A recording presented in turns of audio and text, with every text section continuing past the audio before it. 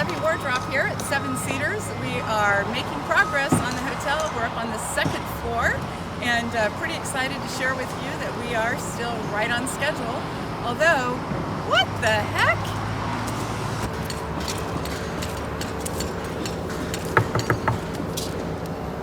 Hi, Debbie. Jared, what are you doing here? Well, thanks for meeting me in my new office. Jared, this is not your office. For crying out loud, we are on a construction site. Well, the floor's here, and honestly, that's good enough for me. It is not your office. What are you doing? Tell me, what's this about? Well, I knew you wanted to talk about the rebrand, and I figured this was a pretty good place to do it. And so let's. What can I do for you? Okay. Well, all right. We'll talk about the rebranding, and we'll talk about your office location a little bit later. So, because we do have this really cool new brand. So, tell me, what's it all about?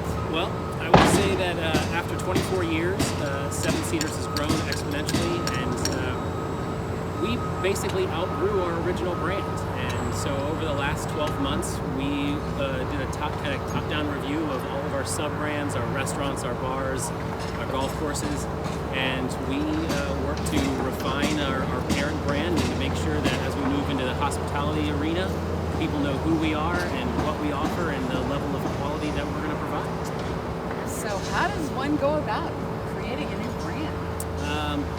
A new brand or a rebrand is a long-term project, and we start with research. And I say we because this is a large group of people from our entire marketing team, the executive management team, our tribal council. Everyone had a hand in shaping this brand. So we start with research, we look at all the native art forms, we look at our culture and how this relates to the Jamestown S'klallam people and the tribe, and we start doing revisions and concepts and more revisions. And we started, I think, around 80 to 90 concepts for this rebrand, and over the course of 6-7 months, we whittled it down and whittled it down and whittled it down, and that's pretty much how this kind of goes, but it is a long-term deal. So who ultimately made the decision about the final, what it landed on? Well, it is the marketing team primarily handled the creative, and then we talked to our executive management team, and we started talking to the tribal council, and really what it came down to was, are we remaining authentic to who we are as a tribe and who we are as a people, and then also making sure that we represented the beautiful surroundings that were in here. So we looked at a lot of Salish art forms. We chose some iconography from water and land and trees to kind of go with the hotel design. And as you know, that each room of the hotel is based on water, land, trees, and sky.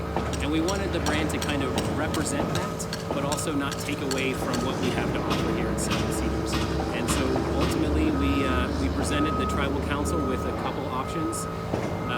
They were happy with the 2 of the options, and then kind of in a surprise move, we opened it up to all of the employees and we let everyone vote. And it was very democratic, and we are all very happy with what we came up with, and that's kind of how it goes in a nutshell. So now what happens? What's the next step in this whole process? Well, a rebrand after the finalization it's not a switch. We don't just flip a brand. This takes a lot of time, and we were very fortunate that the hotel construction kind of worked in this same timeline. So as we build this hotel and my office. Your office, which, where are we anyway? Well, right? I don't know, but we're on the second floor. Sure. Yeah.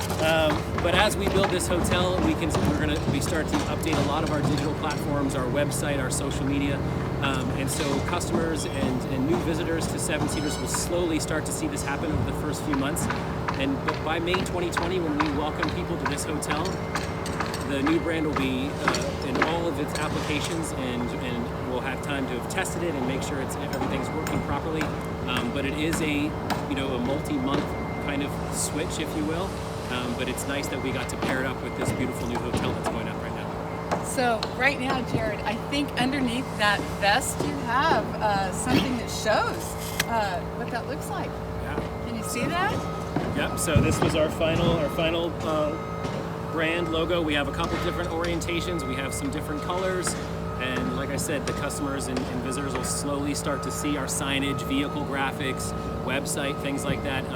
Again, it's a methodical process, and we have it all kind of timed out and planned out, and a lot of it has to do with May 2020, which is the date that we're all very much focused on.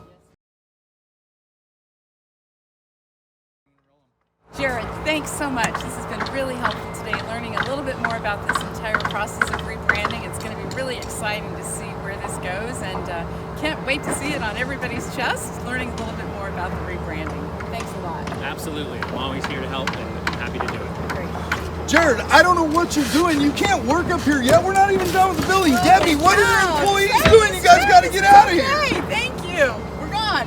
Okay.